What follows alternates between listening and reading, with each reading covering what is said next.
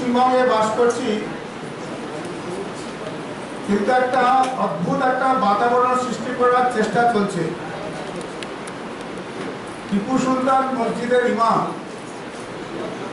বরকতি সাহেব তিনি বারবার ধরে বলছেন যে পশ্চিমবঙ্গ ভারতবর্ষের আইন মানবে না। আমার মনে হয় যে এখনো পর্যন্ত পুলিশ কিন্তু গ্রেপ্তার করেনি। আর কেন গ্রেপ্তার করছেন না সেটা আমরা সন্দেহের চোখে দেখছি, এবং আমরা এটা সম্পর্কে সরকারকেও বলছি এবং মানুষকেও জানাতে চাই যে আমরা কোন পশ্চিমবঙ্গে বাস করছি, যেখানে ভারতবর্ষের ভারত বিরোধী কেউ ব্যক্তি বলছেন আর সেখানে পুলিশ গ্রেপ্তার করছেন। আরো দু তিনটে জিনিস বরকতি সাহেব বলেছেন। আমার মনে হয় যে মুখ্যমন্ত্রীর অত্যন্ত স্নেহভাজন বরকতি সাহেব, আমরা মনে করছি যে উনি যা বলছেন মুখ্যমন্ত্রীর সাথে আলাপ আলোচনা করেই বলছেন, আর সেই কারণে বরকতি সাহেবকে গ্রেপ্তার করা হচ্ছে না। আর আমরা বিজেপির পক্ষ থেকে একটাই শব্দ উচ্চারণ করবো যে ছি। উনি এটাও বলেছেন যে উনি পাকিস্তানের জন্য লড়বেন। উনি বলেছেন 25 কোটি যে মুসলিম আছে তাদের নিয়ে জিহাদ করবেন ভারতের বিরুদ্ধে, এবং ভারতবর্ষের আইন পশ্চিমবঙ্গে চলবে না। ওই জন্য আমরা মনে করছি যে কার আঙ্গুলি হেলনে আর বরকতি সাহেব বলছেন সেটা আমরা সন্দেহজনক বলছি। আমাদের মমতা ব্যানার্জি অর্থাৎ মুখ্যমন্ত্রী মমতা ব্যানার্জি বারবার ধরে বলেন যে আমাদের রাজ্য সভাপতি অনেক কিছু কথাবার্তা বলেছেন যেগুলো আর মানা যায় না। আমি ওনাকে প্রশ্ন করতে চাই যে উনি বলেছেন যে যারা জয় শ্রীরাম ধ্বনি দেবে তারা নাকি হিংসে, এই কথা প্রয়োগ করেছেন। এই কথাটা উনি প্রয়োগ করেছেন, তো সেই জন্য সরকারকে আমরা বলতে চাই, পুলিশ প্রশাসনকে বলতে চাই যে ইমিডিয়েট বরকতি সাহেবকে গ্রেপ্তার করা হোক, আমরা দাবি করছি। আগামী 25 তারিখে আমরা লালবাজার ঘেরাও করব। তার মধ্যে যেমন বরকতি সাহেবের ইস্যুও থাকবে, তার সাথে সাথে সারা পশ্চিমবঙ্গে বিভিন্ন জায়গায় প্রশাসনকে সামনে রেখে তৃণমূল কংগ্রেসের গুন্ডারা ভারতীয় জনতা পার্টির কার্যকর্তাদের ওপর যে অত্যাচার করছে এবং বিভিন্নভাবে কেস দিচ্ছে, সেই জন্য আমরা ঠিক করেছি 25 তারিখে 25 মে আমরা লালবাজার ঘেরাও করব। আমরা দাবি করব যেরকম বরকতি সাহেব গ্রেপ্তারের দাবি করব, সাথে সাথে এই সমস্ত অসাধু পুলিশ যে সমস্ত অফিসার আছে যারা তৃণমূল কংগ্রেসের তাবেদারি করছে, সেই সমস্ত পুলিশ অফিসারকে যাতে ইমিডিয়েট সরিয়ে দিয়ে নিরপেক্ষ পুলিশ অফিসার বিভিন্ন জায়গায় তারা যাতে নিয়োগ করতে পারেন তার দাবি আমরা রাখব। আপনারা জানেন কয়েকটি যে নির্বাচন চলছে, পৌরসভা নির্বাচন, সেই পৌরসভা নির্বাচনে ভারতীয় জনতা পার্টিকে বিভিন্ন জায়গায় মিছিল মিটিং করার জন্য অনুমতি পাওয়া যাচ্ছে না। গতকাল আমাদের প্রতিনিধি নির্বাচন কমিশনের কাছে গিয়েছিলেন, সেখানে আমরা দাবি করেছি যে সব জায়গায় যাতে সিসিটিভি থাকে সমস্ত ভোট কেন্দ্রে, এবং তার সাথে সাথে আর ভারতীয় জনতা পার্টি যেখানে মিছিল মিটিং করতে চান তার যাতে পারমিশন দেওয়া হয়।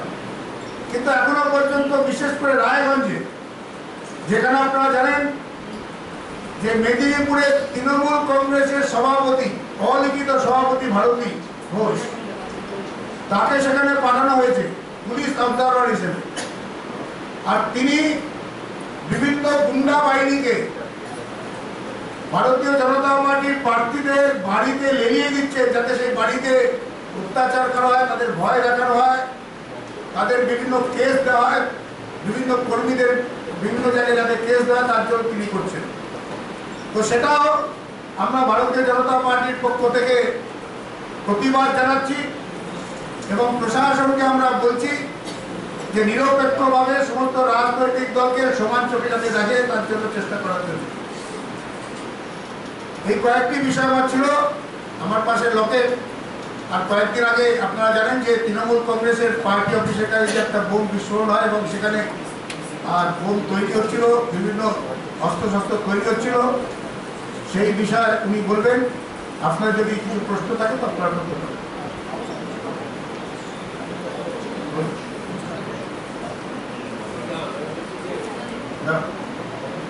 আপনার এবং দিলীপদার এগেইনস্টে কালকে বাইক র্যালি করবার জন্য মামলা করেছে রায়গঞ্জ থানার পুলিশ সদর প্রণীত, কি বলবেন? আচ্ছা, এটা একটু বলি, তারপর লোকের বলি। যখন সাধারণ নাগরিককে পুলিশ মারধর করে এবং বিনা অপরাধে কেস দেয়, তার শাস্তি কি হবে আমরা প্রশ্ন করতে চাই। সাধারণ মানুষের উপর অত্যাচার করার পর তাকে কেস দিল, তারপর অপরাধ নেই, তখন কি হবে? তো সেই জন্য গলির মধ্যে আপনারাও চালান, আমরাও চালাই, অনেক সময় গলির মধ্যে আর বাইক এই বাড়ি থেকে সেই বাড়িতে যায়, হেলমেট থাকে না বা হেলমেট পাশে থাকে, যখন কেস হলে তো কেসের উত্তর দেওয়া হবে।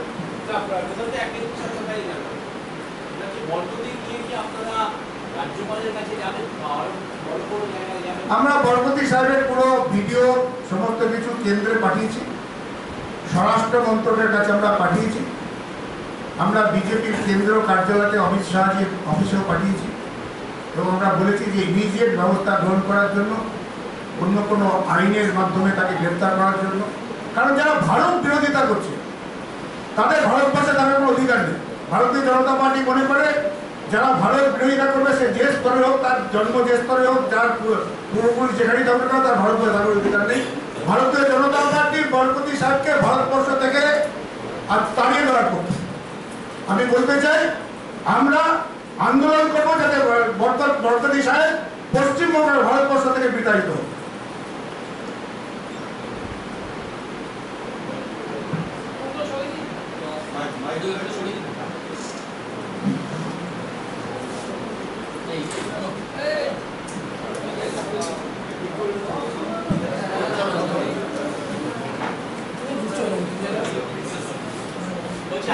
আমরা রায়গঞ্জে কালকে যে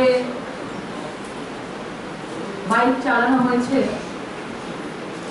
সেখানে আমাদের কোনো পারমিশন দেওয়া হয়নি কোনো মিছিলের, কোনো মিটিংয়ে, এবং সেখানকার মানুষরা আতঙ্কিত। কয়েকটা ওয়ার্ডে প্রার্থীরা বেরোতে পারছে না, আমরা তাদের দেখতে গিয়েছিলাম এবং সেখানে তাদের বাড়ি বাড়ি যাওয়ার জন্য আমাদের কোনো গাড়িও ছিল না এবং আমরা বাইকে করে করে তাদের বাড়ি ঘুরছিলাম এবং পাড়ায় পাড়ায় ঘুরছিলাম, যাতে সেই মানুষরা আতঙ্কে যারা রয়েছে, চারিদিকে যে সন্ত্রাস আছে সেখান থেকে মানুষ বেরিয়ে আসুক এবং মানুষ আশ্বস্ত হোক আমাদেরকে দেখে যে আমরা তাদের পাশে আছি। আমাদের মিটিং করতে দেওয়া হচ্ছে না, মিছিল করতে দেওয়া হচ্ছে না, তবু আমরা বাড়ি বাড়ি গিয়ে তাদেরকে বলেছি পরিবর্তন আনতে হবে। এইসব গুন্ডা মস্তানকে রায়গঞ্জে নিয়ে গিয়ে ফেক করে বসিয়ে দেওয়া হয়েছে কদিনের জন্য, নিয়ে গিয়ে ভোটের জন্য যাতে মস্তানিটা হয়, ভোটটা যেন সুষ্ঠুভাবে না হয়, সেটার জন্য আমরা গিয়েছি। এবং আজকে শুনলাম আমাদের মামলা করা হয়েছে, কতগুলো প্রশ্ন আছে, যেরকম প্রতাপদা বললেন যে যেভাবে আমাদের কর্মীদের ওপরে, সাধারণ মানুষের ওপরে মিথ্যে কেস দেওয়া হয় সেগুলোর বিচার কে করবে। সেকেন্ড হচ্ছে বরকতি বাবু যেভাবে ভারতে থেকে পাকিস্তানের হয়ে কথা বলছেন, আমার তো মনে হয় ইনি কোনো ভারতীয় নয় এবং উনি মুসলিম সমাজের একটা কলঙ্ক মনে করি এবং মুসলিম সমাজ এই কয়েকজন মানুষের জন্য মুসলিম সমাজকে সবাই নিন্দা করছে এবং যখন ইসলাম নিয়ে কোনো কথা বলা হয় তখন মুখ্যমন্ত্রী, মুসলিম সমাজ নিয়ে কোনো কথা বলা হয় মুখ্যমন্ত্রী তখন নানা কথা বলেন, সাম্প্রদায়িক দাঙ্গা, ধর্ম নিয়ে রাজনীতি হচ্ছে। কিন্তু বরকতিবাবু যেভাবে কথাগুলো বলে যাচ্ছেন তখন মুখ্যমন্ত্রী চুপ করে থাকেন। একের পর এক উনি কথা বলে যাচ্ছেন, দেশবিরোধী কথা বলে যাচ্ছেন, দেশদ্রোহী কথা বলে যাচ্ছেন এবং সেখানে কোনো বিচার হচ্ছে না, প্রশাসন হাত গুটিয়ে বসে আছে। দ্বিতীয় কথা, লালবাতি সুপ্রিম কোর্ট থেকে নির্দেশ দেওয়া হয়েছে, কোনো মন্ত্রী, প্রধানমন্ত্রীও আছেন, সবাই কোনো মন্ত্রী লালবাতি ইউজ করতে পারবেন না। সেখানে বরকতি সবাইয়ের সামনে পাবলিক বলছেন সে ভিডিও আমরা দেখেছি। তিনি বলছেন যে মমতা ব্যানার্জি বলছেন ওনাকে লালবাতি দিয়ে ঘুরতে, এবং পশ্চিমবাংলাটা সম্ভবত ওনার কাছে ভারতবর্ষের বাইরে পাকিস্তানে হয়তো হতে পারে, এবং সেই জন্য উনি ভারতীয় আইন মানবেন না, উনি পাকিস্তানের কোনো আইন মানবেন। সেই জন্য আমার মনে হয় মমতা ব্যানার্জি যখন পশ্চিমবঙ্গের মুখ্যমন্ত্রী, তার একটা নিজস্ব দায়িত্ব আছে সাধারণ মানুষের প্রতি। সব মানুষ ওনার কাছে এক, সুতরাং সব মানুষের জন্য এরকম দেশের মানুষ হয়ে দেশ বিরোধী কথা উনি বলতে পারেন না। ওনার পদক্ষেপ ইমিডিয়েট নেওয়া উচিত, এবং আমরা সেটা দেখতে চাই। আমরা হেলমেট পরিনি বলে সেই নিয়ে আমাদের নামে মামলা হচ্ছে, কিন্তু একজন দেশের বিরুদ্ধে কথা বলে যাচ্ছেন, এবং সেখানে জয় শ্রীরাম বললে নাকি তাকে ভিজড়ে আখ্যা দেওয়া হচ্ছে, এই ধরনের কথা বলে যাচ্ছেন, উনি চুপ করে আছেন। সেখানে আমরা কিসের মাইন্ডটা মানবো? আমরা কোনটা দেখবো? আমরা পাইন দিতে রাজি আছি, যেখানে রাজাবাজার, তারপর পার্ক সার্কাসে যেসব জায়গায় হেলমেটের নাম করে ছোট ছোট টুপি পরে অনবরত সেই পাঁচ মাথার মুখে আপনারা দেখতে পান যে সারাক্ষণ ধরে বাইক নিয়ে স্কুটার নিয়ে যাতায়াত করে, সেই সময় প্রশাসন সামনে দাঁড়িয়ে ফ্যালফাল করে তাদের দিকে তাকিয়ে থাকে, একটা কিছু বলতে পারে না। কেউ যদি কিছু বলতে যায় পুলিশকে মারধর করা হয়, উল্টোপাল্টা কথা বলা হয়, সেটাও আমরা দেখেছি, ভিডিও দেখিয়েছে। সেই সময় কেন প্রশাসন স্টেপ নিতে পারে না? কেন আমাদের জন্য যেরকম ভাবে মামলা করা হয়েছে সেরকম ভাবে মামলা করে না? এবং ভারতীয় জনতা পার্টি আগামী দিনে এইভাবেই দেখিয়ে দিতে চায় যে কিভাবে মানুষের সঙ্গে বিচারিতা চলছে, এবং একজন স্পেশাল কোন সম্প্রদায়কে, কিছু মানুষের তোষণের রাজনীতি দিয়ে উনি সম্প্রদায়কে সাম্প্রদায়িক বিকৃতি করতে চাইছেন, সাম্প্রদায়িক দাঙ্গা তৈরি করার চেষ্টা করছেন। এবং ভারতীয় জনতা পার্টি এইভাবে আগামী দিনে এগিয়ে যাবে, এবং মানুষের সামনে আপনাদের মাধ্যমে, মিডিয়ার মাধ্যমে, ক্যামেরার মাধ্যমে, নিউজ পেপারের মাধ্যমে আপনাদেরকে দেখিয়ে দেবে বিচারিতা চলছে। উনি বলেন সব মানুষ এক, কিন্তু বিচারে অন্য। বিজেপির কর্মীরা মাথায় হেলমেট নেই, সেখানে মামলা হবে, কিন্তু অন্য মানুষরা, তৃণমূল করে যারা, বা অন্য মুসলিম সম্প্রদায়ের কোন বিশেষ যারা মানুষরা রয়েছে, যারা রাজাবাজার পার্ক সার্কাসে ঘোরাফেরা করে, তাদের জন্য কোনো মামলা হবে না। এই ধরনের বিচারিতা, এটা আমাদের কাছে প্রশ্ন। এবং আমরা নিশ্চয়ই যেভাবে মামলা করেছেন আমরা সেটার জন্য ফাইন দিতে রাজি আছি, কিন্তু মামলাটা, বিচারটা কিন্তু একসাথে হবে। বরকতি বাবু আগে নিজের লালবাতি গাড়ির লাল লাইট খুলুক, আমরাও নিশ্চয়ই আগামী দিনে হেলমেট পরে নিশ্চয়ই বাইক চালাবো। দিদি, আপনাকে 25 তারিখে লালবাজার অভিযান করতে হবে, আপনারা কি আইন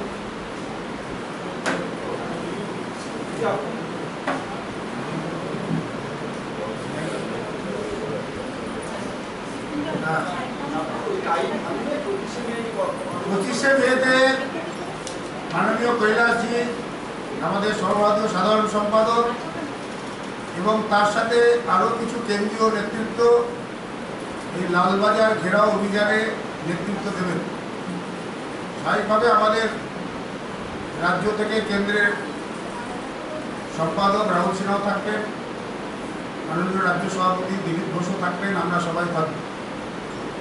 লালবাজার ঘেরাও হবে, এবং বলা যেতে পারে লক্ষাধিক মানুষ বিজেপির সমর্থক, আর তারা লালবাজার ঘেরাও করবে।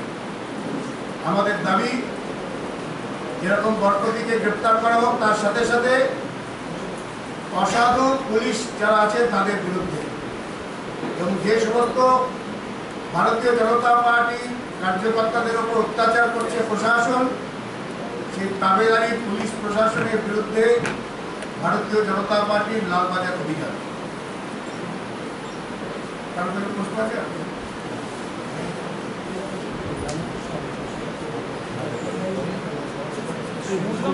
বর্তমানের যে আপনারা জানেন যে হাউসগ্রাম পিচকুড়ি, যেখানে বিস্ফোট হয়েছে, যেখানে অস্ত্রশস্ত্রের কারখানা আবিষ্কার করা হয়েছে, আমরা দাবি করছি যে সেখানে এনআইএ তদন্ত করুন। আমরা কেন্দ্র সরকারকে জানিয়েছি, স্বরাষ্ট্রমন্ত্রীকে জানিয়েছি, আমাদের বিজেপির কেন্দ্রীয় নেতাদের জানিয়েছি, যাতে সেখানে এনআইএ সেটা তদন্ত করুক।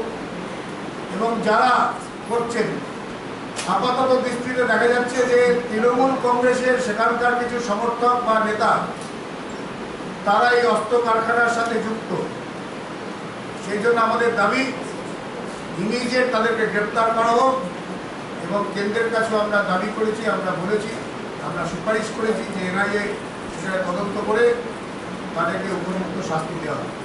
কারণ সারা পশ্চিমবঙ্গ ধীরে ধীরে তৃণমূল কংগ্রেসের যেমন সিন্ডিকেট, তার সাথে সাথে অস্ত্রশস্ত্রের কারখানা হয়ে যাচ্ছে এবং এই অস্ত্রশস্ত্র আসছে কোত্থেকে সেটাও কিন্তু চিন্তার বিষয় আছে। বলা যেতে পারে যে বর্ডার পেরিয়ে আসছে কিনা, বাংলাদেশ থেকে আসছে কিনা বা পাকিস্তান থেকে আসছে কিনা, এই তৃণমূল কংগ্রেসের কিছু নেতৃবৃন্দের হাতে অস্ত্রশস্ত্র, সেটাও কিন্তু সন্দেহজনক বলে আমরা মনে করছি। তাই আমার মনে হয় যে আপনাদের মাধ্যমে পশ্চিমবঙ্গের মানুষকে আমরা জানাতে চাই যে তৃণমূল কংগ্রেসের এই সমস্ত গুন্ডা বাহিনী এবং বিভিন্ন নেতার হাতে বেআইনি অস্ত্র কোত্থেকে আসছে সেটাও কিন্তু একটি তদন্তের বিষয় আছে। আমরা কেন্দ্রীয় নেতৃত্বকে জানিয়েছি, স্বরাষ্ট্র মন্ত্রকের কাছে আমরা পাঠিয়েছি এবং বিভিন্ন জায়গায় বিশেষ করে বর্ডার এলাকায় তৃণমূল কংগ্রেসের বিভিন্ন ঘাঁটি তৈরি হচ্ছে, তাদের কার্যালয়গুলো বলা যেতে পারে অস্ত্রশস্ত্রের কারখানায় পরিণত হচ্ছে বা অস্ত্রের গুদামে পরিণত হচ্ছে। সেই বিষয়ে আমরা প্রশাসনকে দৃষ্টি রাখার জন্য অনুরোধ করছি। তার সাথে সাথে এই সমস্ত বিষয় আমরা তদন্তের জন্য আমাদের যারা কার্যকর্তা আছে তাদেরকে আমরা লাগিয়েছি এবং তাদের কাছে রিপোর্ট খবর আবার আমরা কেন্দ্রীয় নেতৃত্বকে জানাচ্ছি।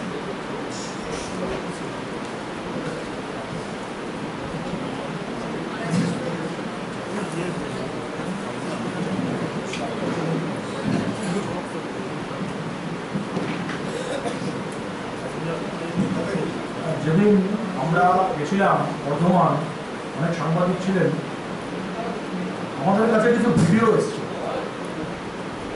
বিস্ফোরণের ভিডিও এসছে। আমরা সেগুলো ভারত সরকারের কাছে পাঠানোর ব্যবস্থা করছি। এই যে হান্টার শেখ, মনে করা হচ্ছে এই বিস্ফোরণে যে উড়ে গেছে, কেউ বলছে মিসিং, কেউ বলছে পালিয়ে গেছে, কেউ বলছে বিস্ফোরণে মারা গেছে। সেদিন আমরা বলেছিলাম একদিনের মধ্যে বা ৪৮ ঘন্টার মধ্যে রাজ্য সরকারের বিবৃতি দিয়ে জানা যে এক্সাক্ট পজিশন কি আছে হান্টার শেখের, তার বাবা মা কোথায় গেল, তার পরিবার কোথায় গেল। কিন্তু এখনো পর্যন্ত এত বড় একটা ঘটনা ঘটে গেছে, রাজ্যের মুখ্যমন্ত্রী সামান্য কোনো ঘটনা ঘটলে যিনি লম্পঝম্প শুরু করেন, এই ব্যাপারে একেবারে তিনি মুখ এবং বধির হয়ে গেছে, মুখ দিয়ে একটা শব্দ বেরোচ্ছে না। খাগড়াগড় পার্ট 2 এই ঘটনা কেন্দ্রীয় নেতৃত্বকে বিজেপির পক্ষ থেকে জানানো হয়েছে যে এনআইএ যদি তদন্ত করে তাহলে খাগড়াগড়ের মতো গভীর জাল এই ক্ষেত্রেও ধরা পড়বে। তৃণমূল এবং জামাতের যে কানেকশন সেটা নতুন করে এস্টাবলিশ হবে। আপনারা সেদিন দেখেছেন, আমাদের সঙ্গে ছিলেন, যে সিআইডি প্রধানত যেটা করেছে সেটা হচ্ছে এভিডেন্সগুলোকে নষ্ট করেছে, কোথাও বালি এনে ফেলেছে, কোথাও যে ধ্বংসাবশেষ সেগুলোকে সরিয়ে দিয়েছে। একটা ডিপ টিউব আর আপরুটেড হয়ে গেছে, মাটি, নারকেল বা সুপারি গাছ বা অন্য কোনো গাছের পাতায় গিয়ে পৌঁছেছে। একটা ট্রান্সফরমার ব্লাস্ট হয়ে যাওয়ার অবস্থা হয়েছে, বাড়ি ঘরে কত ছেড়েই দিই। একটা সামান্য বাইরে থেকে বোম ছুড়ে মারলে এরকম ঘটে। অবিলম্বে এনআইএর দাবি আমরা করেছি। আর একটা বিষয় যেটা প্রতাপদা বলেন, আমি অ্যাড করে দিচ্ছি, 25 তারিখ আমাদের যে মহামিছিল হবে, আমাদের যে বড় বিক্ষোভ হবে, ঘেরাও হবে, তার মধ্যে যদি কলকাতা পুলিশ বড়গতিকে গ্রেপ্তার করতে না পারে, আমাদের বলুক, আমরা বড়গতিকে ধরে লালবাজারে নিয়ে যাবো। এটাও কলকাতা পুলিশকে আমরা জানিয়ে